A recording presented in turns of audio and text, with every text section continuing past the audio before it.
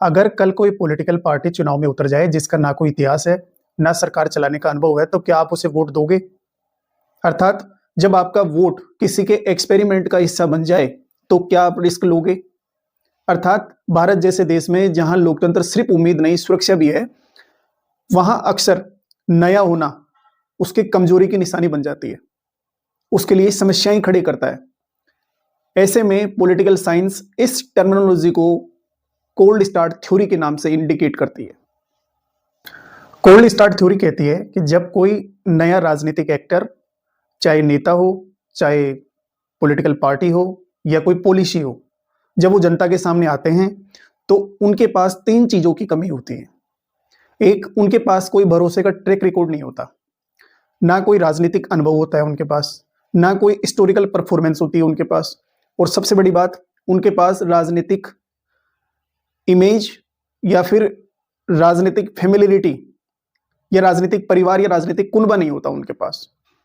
तो ऐसे में उनको कुछ समस्याओं का सामना करना पड़ता है। तो बेसिकली ये कोई पॉलिटिकल के साथ साथ ये साइकोलॉजिकल प्रॉब्लम भी है।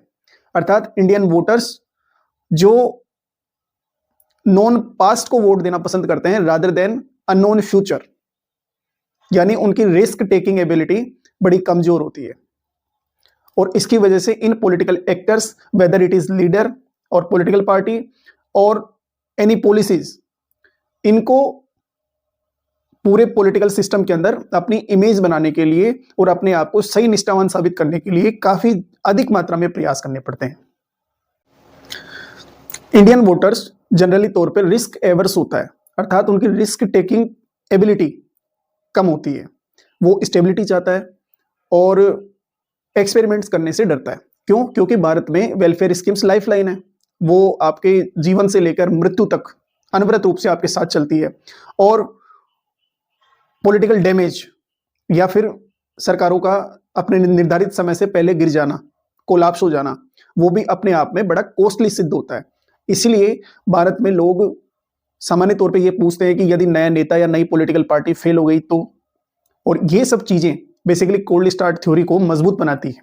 अब पॉलिटिक्स के अंदर ये कोल्ड स्टार्ट किस तरीके से वार्म स्टार्ट में कन्वर्ट होता है, इसको आपको समझने के लिए आपको 3 केसेस देखने होंगे, और इन 3 केसेस से आपको समझ में आएगा कि बेसिकली इन्होंने अपने आप को कोल्ड स्टार्ट से वार्म स्टार्ट में किस तरीके से कन्वर्ट किया।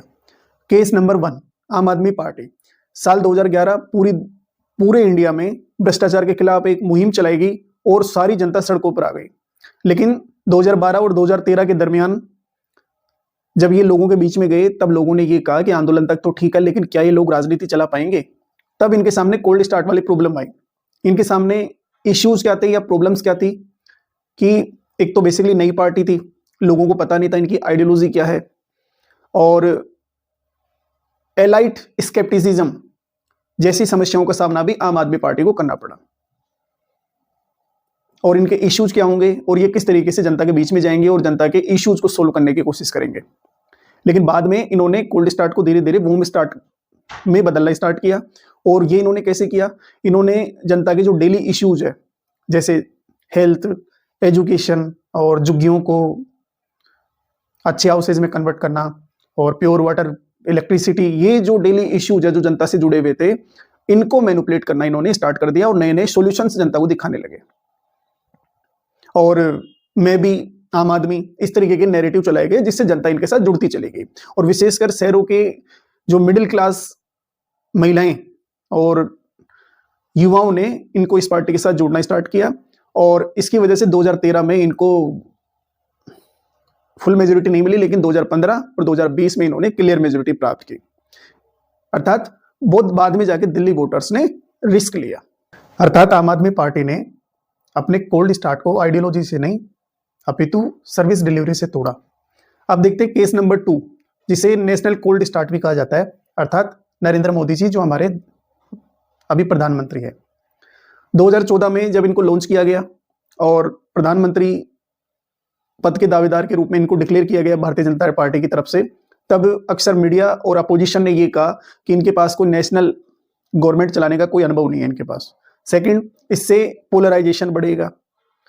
लेकिन बाद में नरेंद्र मोदी जी ने अपने कैंपेन और बीजेपी ने अपने कैंपेन के माध्यम से इन चीजों को अलग तरीके से देखना स्टार्ट किया और एक सिंगल नैरेटिव लॉन्च किया, दैट इज डेवलपमेंट।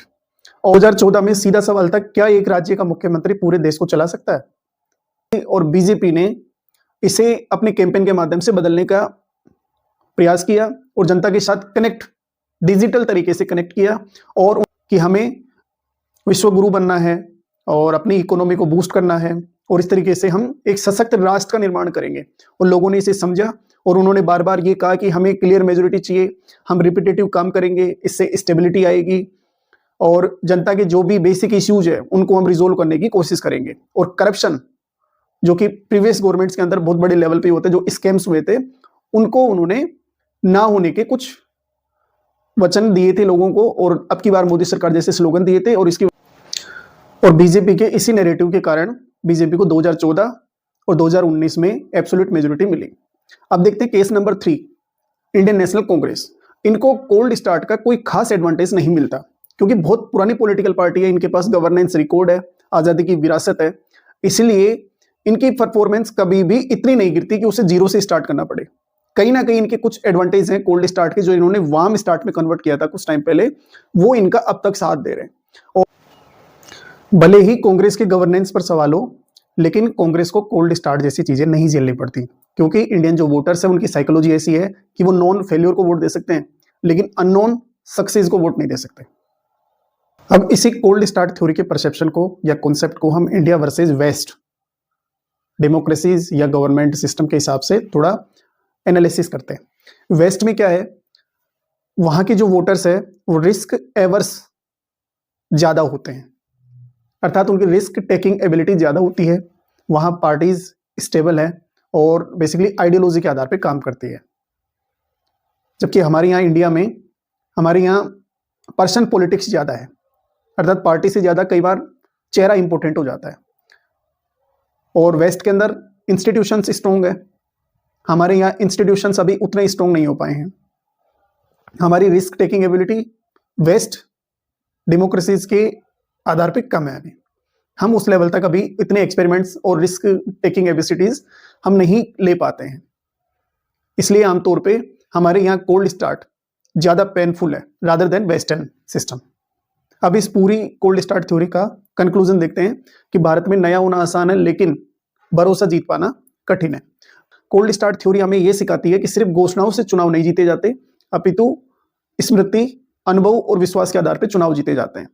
और सामान्य परसेप्शन इसका यही है कि भारत की पूरी लोकतांत्रिक व्यवस्था के अंदर जो टिक जाता है वही जीत जाता है, अर्थात कोल्ड से वार्म होने में अनेकों समस्याएं हैं, अनेकों इश्यूज उनके सामने खड़े होंगे, लेकिन आप किस तरीके से उनको फेस करते हो और जनता के साथ किस तरीके से अपने नेगोशिएशंस को डील करते हो और आगे बढ़ते हो और जनता के इश्यूज को आप किस तरीके से रिजोल्व करने की कोशिश करते हो, ये पूरे पैरामीटर्स है जिनके आधार पे कोई भी political actor, whether it is leader और पॉलिटिकल पार्टीज और पॉलिसीज, कैन फेस इट और रिजोल्व इट।